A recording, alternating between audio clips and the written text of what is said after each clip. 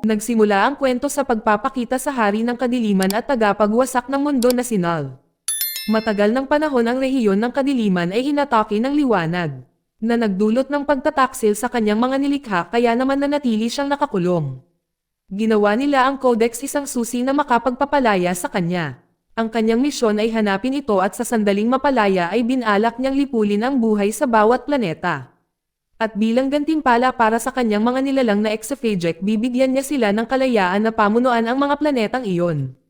Sa isang lugar sa isang bar sa sagradong timeline si Eddie Brock ay nakitang nakikipag-usap sa isang barman. Nang biglang may bumukas na portal dahilan upang siya ay mateleport pabalik sa kanyang universe. Pagkatapos ay sinabi niya kay barman na nabalisa siya tungkol sa kaguluhan. Si Venom pagkatapos ay naglabas ng kanyang inis sa pamamagitan ng pagdudulot ng kaguluhan sa bar. Pagkatapos noon ay narinig ni Eddie ang balita tungkol sa kalunos-lunos na pagkamatay ng detective na si Patrick. Isang karakter mula sa nakaraang pelikulang Venom. Naramdaman niya na hindi na siya makakabalik sa San Francisco o makapagtago sa Mexico magpakailanman.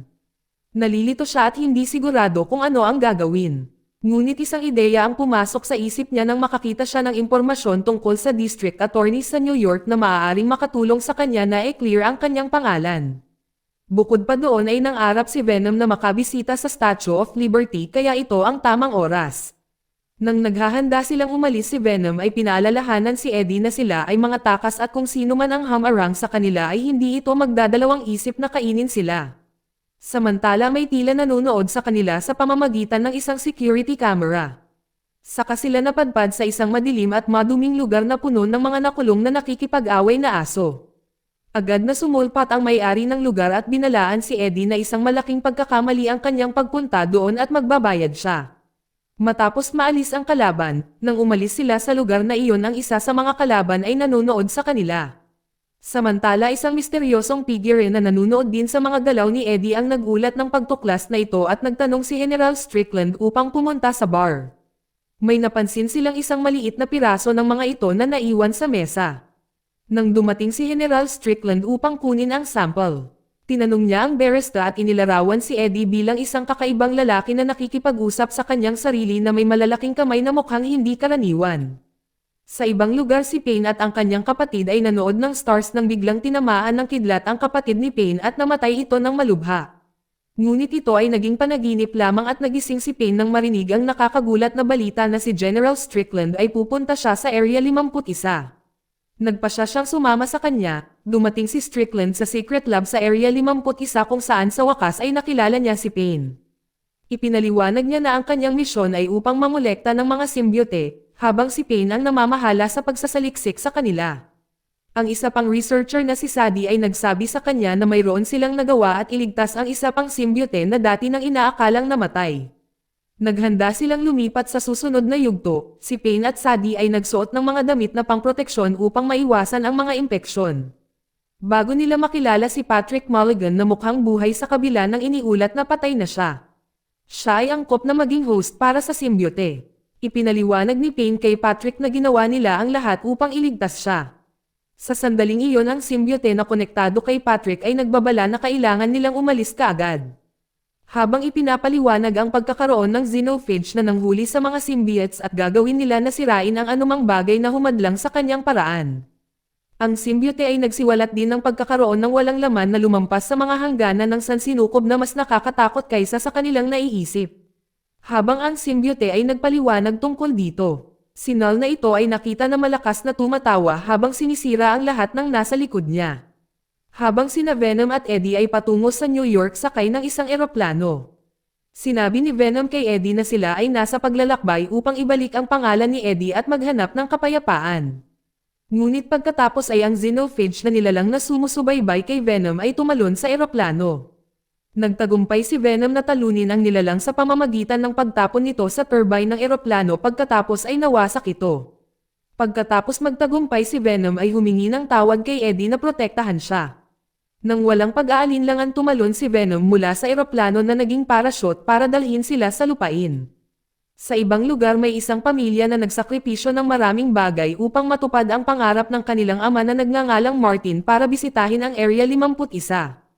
Inipon nila ang bawat sentimo upang maisakatuparan ang paglalakbay na ito. Nang madaanan nila ang kalsada ay hindi nila namalaya na bubuo na pala ang xenophage sa kanilang likuran at nagsimulang gumaling sa sarili. Humingi ng paliwanag si Eddie sa kamandag tungkol sa nilalang na umatake sa kanila kanina. Sinabi sa kanya ni Venom na ang nilalang ay isang xenophage, isang symbiote hunter na ipinadala ni Null at dapat mayroong higit sa isa doon.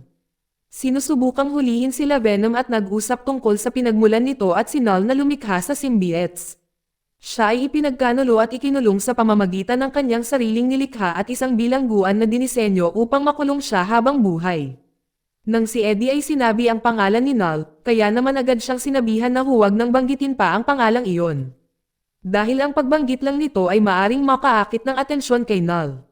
Si Venom ipinaliwanag na hinahabol siya ni Null dahil sa bitbit ni Eddie ang Codex. Isang kakaibang buhay essence na nabuo noong siya ay muling binuhay ni Venom matapos maranasan ang kamatayan. Kung ang symbiote o ang host ay namatay, ang Codex ay mawawala din. Pagkatapos ay nagpatuloy sila sa paglalakad hanggang sa makakita sila ng isang kabayo. Pagkatapos ay sumanib dito si Venom at ginamit ito bilang isang sasakyan para sa kanila. Samantala sa lab si Strickland at Payne ay nagtatalo tungkol sa symbiote. Dahil si Payne ay sigurado na ang symbiote ay tumakas mula sa isang bagay.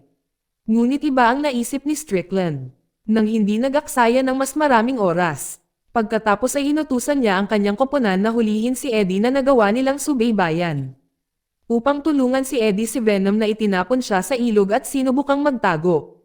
Ngunit natagpuan sila ng mga tropa ni Strickland. Sinubukan ni Venom na tumakas sa pamamagitan ng pagsanib sa isang isda ngunit muntik na silang mahuli ni Eddie. Pero biglang sumulpat ang xenophage at inatake ang mga army. Agad na tinoon ang pansin sa pag-atake dito na nagpapahintulot na makatakas sina Eddie at Venom. Pagkatapos ng insidente sinabi ni Strickland kay Payne ang nangyari at nagsimulang maniwala si Payne sa mga babala mula kay Patrick. Sa kabilang banda, sinabi ni Eddie kay Venom na kailangan nilang manatiling nakatago hanggang sa makarating sila sa New York o baka mahuli sila ni Strickland at ng kanyang hukbo. Sa lab nang nabalitaan ang tungkol sa xenophage, pumunta si Payne upang bisitahin si Patrick at ang kanyang symbiote upang ipaalam sa kanila ang tungkol dito. Na ang symbiote na konektado kay Patrick ay nagbago sa orihinal nitong anyo at ipinahayag na nararamdaman niya ang presensya ng iba pang mga symbiote. Ngunit hindi ang symbiote na hinahabol ni Null. Ipinaliwanag niya na si Null ay naghahanap para sa nag-iisang may hawak ng Codex at kung nakita niya ito ay maaaring nangangahulugan ito ng katapusan para sa lahat. Nang marinig na nagtanong si Strickland kung paano nila mapipigilan si Null na makuha ang Codex. Ang symbiote ay sumagot na ito ay imposible dahil si Null ay malakas. Hanggat pinamunuan ng symbiote at ng host nito ang Codex ay mananatili. Ngunit kung mamatay ang isa sa kanila ay mawawala din ang Codex. Sa pagdinig nitong si Strickland ay nagplanong wakasan si Eddie o si Venom para malampasan ang banta. Kahit na tila hindi sumasang-ayon si Payne sa solusyon na iyon. Habang si Martin ay naglalakbay kasama ang kanyang pamilya upang bisitahin ang Area 51. Sa wakas ay nakilala nila si Eddie, at ipinakilala niya ito sa kanyang asawa na si Nova at sa kanyang dalawang anak. Si Martin nag-alok kay Eddie na sumabay sila papuntang Las Vegas. Binanggit din nila pupunta sila sa Area 51 na umaasang makakita ng mga kakaibang nilalang doon. Pagkatapos magpahinga ng ilang sandali ay ipinagpatuloy nila ang kanilang paglalakbay. Habang naglalakbay si Martin ay tumugtog ng kanyang gitara, habang ang kanyang asawa at mga anak ay kumakanta. Si Venom ay nakadama ng nostalgic na pakiramdam tungkol sa maayos na pamilya. Na sinabi nito kay Eddie na ito ay maaaring mas masaya kung mayroon silang simple at tahimik na buhay tulad ng pamilyang ito. Makalipas ang ilang oras sa kalagitnaan ng gabi, ang bata ay nag-alok ng tsokolate kay Eddie at kinakabahang inamin na natatakot siyang makakita ng mga alien. Para pakalmayan siya tiniyak ni Eddie na walang alien tulad ng iniisip niya. Nang marinig ito si Venom ay pinuri si Eddie para sa kanyang mga salita at sinabi na kung magkakaroon siya ng anak ay magiging isang mabuting ama siya. Pagkatapos ng ilang oras na pagmamaneho ay sa wakas ay nakarating sila sa Las Vegas kung saan nakuha ng mga security camera ang presensya ni Eddie. Pagkatapos ay binigyan ni Martin si Eddie ng pera at isang pares ng tsinelas bilang regalo sa pamamaalam. Pagkaalis ni Martin at ng kanyang pamilya natuwa si Venom sa tsokolate na bigay ng bata saka sila nag-usap tungkol sa malaking pangarap ni Venom na bisitahin ang Statue of Liberty. Nagbiro si Eddie tungkol sa pagnanakaw ng card para magpatuloy sa kanilang pakikipagsapalaran. Ngunit iminungkahi ni Venom na subukan ang isang slot machine bago sila umalis. Sa kasamaang palad ay pinagbawalan silang pumasok sa kasino dahil sa kanilang magulo na hitsura. Nang walang pagdadalawang isip na tinapos ni Venom ang gwardya at lumayo sila doon. Pagkatapos nakita nila ang isang lasing na lalaki na umiihi. Ang lalaki ay naihian ang paa ni Eddie na ikinagalit ni Venom at agad siyang pinalo. Sa kanila kinuha ang tuxedo ng lalaki para makapasok sila sa kasino. Pagpasok nila si Venom ay sobrang excited at agad na naubos lahat ng pera nila sa slot machine. Ngunit nagbago ang kanilang swerte nang makilala nila si Miss Chen na nananalo ng malaki. Naamoy niya ang mabahong amoy ni Eddie at nag-alok ng kwarto para makapaglinis na siya. Nang aalis na si Eddie ay niyaya siya ni Mrs. Chen na sumayaw. Si Eddie noong una ay tumanggi, ngunit si Venom na pumalit na masayang sumayaw sa kanya. Hanggang sa biglang lumapit sa kanila ang xenophage. Naramdaman ito ni Venom at agad na bumalik kay Eddie upang iwasan ang xenophage. Nang lumitaw ang xenophage na nagtago si Venom at hindi siya nakita ni xenophage kaya umalis ito. Ngunit di nagtagal pagkatapos ang army na ipinadala ni Strickland ay nagpakita at inaresto si Eddie. Hindi nila napagtanto na ang xenophage ay naroon pa rin. Samantala ang pamilya ni Martin ay dumating sa Area 51 na sabik sa pakikipagsapalaran nagpasya silang palihim na pumasok. Samantala sa loob ng lab ay natuklasan ni Payne na ang symbiote ay lumalala ng walang angkop na host. Ibig sabihin ay kailangan ni Venom na makasama muli ang host nito upang maiwasan ito. Matapos mahuli na tagpuan ni Eddie ang kanyang sarili sa loob ng lab. Pagkatapos ay nakita niyang buhay pa rin si Patrick. Binalaan siya ni Patrick na protektahan ang Codex mula kay Null. Ilang sandali ay dumating si Strickland at nais na tapusin si Eddie upang masira na ang Codex. Ngunit ang desisyon ni Payne na palayain si Venom mula sa pagkakakulong nito at matapos makalaya ay bumalik agad si Venom kay Eddie at sinubukang tumakas. Sa kasamaang palad ay dumating na ang xenophage at mabilis itong inatake sila. Si Patrick ay sinubukang protektahan si Venom. Ngunit nakuha ng xenophage na mas malakas pala kaysa inaasahan niya. Ang iba pang mga symbiotes sa laboratorio ay inilabas at sinubukang kumuha ng mga random na host upang labanan ang xenophage. Nagsumikap sila para gambalain ang nilalang sa pamamagitan ng pagsasakripisyo ng kanilang sarili upang mabigyan ng pagkakataon si Venom na makatakas. Ang ilan sa kanila ay sinira ang laboratorio upang lumikha ng daraanan sa pagtakas. Ang kaguluhang ito ay napagmasdan ng pamilya ni Martin mula sa isang tore na hindi alam ang panganib. Sa gitna ng pagtakas si Payne ay kumuha ng symbiote container at umalis. Habang ang xenophage ay nilalamon ang symbiotes isa-isa. Sa isang huling pag-atake upang mapigilan ang xenophage. Si Strickland ay gumamit ng RPG na nag-trigger ng pagsabog at gumuho ang mga bahagi ng laboratorio. Habang iniwan si Martin at ang kanyang pamilya sa panganib habang sila ay mahuhulog sa apoy. Ngunit si Venom ay tumalon upang iligtas sila na nagbigay inspirasyon sa iba pang mga symbiote upang tumulong. Ang mga symbiotes na akala nila ay nanalo sila sa laban, ngunit pagkatapos na makarecover ang xenophage mula sa mga pinsala. Mabilis na sumakay sila ng kotse at inanyayahan ang bawat isa na pumasok sa sasakyan upang makatakas. Ngunit nang tatakas na sila ang xenophage ay gumawa ng nakabibinging tunog. Upang magbigay signal kay Null upang magpadala ng mas maraming xenophage. Nang biglang bumukas ang isang portal na nagkonekta sa void sa Earth na nagpapahintulot sa mas maraming xenophagic ang darating. Napagtanto ni Strickland na hindi kaaway si Venom at nagpas siyang tulungan si Eddie. Gumawa siya ng isang plano na kinasasangkutan ni Eddie na maging si Venom at maakit ang atensyon ng xenophage bilang isang diversion. Habang si Strickland ay nag-organisa ng airstrike gamit ang mga helicopter upang i-target sila. Sa init ng labanan ang isa sa mga xenophage ay sumalakay sa mga army. Si Strickland na hindi nakatiis na makita ang kanyang mga sundalo na inaatake ay matapang na humakbang papunta sa larangan ng digmaan upang iligtas sila. Sa kasamaang palad siya ay nabigo at nasaktan. Nakita iyon ni Eddie, at sa tulong ni Venom ay nailigtas niya ang general sa pamamagitan ng paglihis ng atensyon ng xenophage. Nang ma-corner sina Eddie at Venom si Martin dumating, gamit ang isang RPG ay nawasak ang xenophage at nasugatan si Eddie sa proseso. Sa pamamagitan ng maliit na lakas na kinaladkad ni Venom si Eddie sa helicopter para magtago sa xenophage. Sinabi niya na hindi na niya kakayanin ang sitwasyon.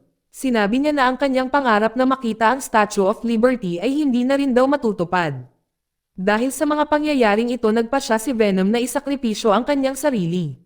Nilamon niya ang lahat ng natitirang xenophage at hiniling kay Strickland na ibuhos ang asido mula sa tangke. Kahit na alam ni Strickland na kakaunti ang posibilidad na mabuhay si Venom, pumayag siya at inutusan ang kanyang mga nasasakupan na agad na tumakas. Habang pinaandar niya ang makina, at nang magsimulang bumaha ang asido na ginawa ni Venom ang kanyang huling sakripisyo sa pamamagitan ng pagtulak kay Eddie mula sa panganib. Habang nagsimulang lumunin ng asido si Venom at ang natitirang mga xenophage. Sa huling akda nito ay inilagay ni Venom ang pinto sa ibabaw ni Eddie upang protektahan siya mula sa asido at hindi nagtagal matapos ang isang pagsabog ay nangyari. Pagkatapos gumamit ng granada si Strickland na sumisira sa buong lugar. Si Eddie ay mukhang nawasak habang nagpaalam siya kay Venom. Si Payne at sa kanyang partner tumakbo upang iligtas ang kanilang mga sarili. Nang mangyari ang pagsabog nahulog si Sadie. At muntik nang mahulog sa apoy sa kanaalala ni Payne ang kanyang yumaong kapatid at mabilis na kinuha ang vial na naglalaman ng symbiote upang gamitin ito upang iligtas si Sadie. Pagkatapos ng pagsabog buhay pa si Eddie, ngunit labis na nasaktan at nawalan siya ng malay. Pagkaraan ng ilang araw ay nagising siya sa hospital. Sinubukan niyang makipag-usap kay Venom na umaasang makarinig ng sagot. Ngunit ang mapait na katotohanan ay tumama sa kanya nang sabihin sa kanya ng isang general sa tabi niya na wala na ng tuluyan si Venom. Sinabi rin niya na si Eddie ay hindi na isang takas, nakatanggap siya ng pagkilala at pasasalamat para sa kanyang pagkilos upang iligtas ang mundo mula kay Null. Ngunit kailangan niyang ilihim ang lahat sa publiko. Pagkatapos na ma-discharge mula sa hospital, pumunta si Eddie sa Liberty Statue at inalala ang mga magagandang at masamang sandali na naranasan niya kasama si Venom. Tumingin siya sa rebulto at nangakong hinding-hindi niya makakalimutan ang kanyang matalik na kaibigan. Habang si Null galit na sinabi na ipinahayag niya na sisirain niya ang mundo. Dito nagtatapos ang kwento. Salamat sa panonood kaibigan.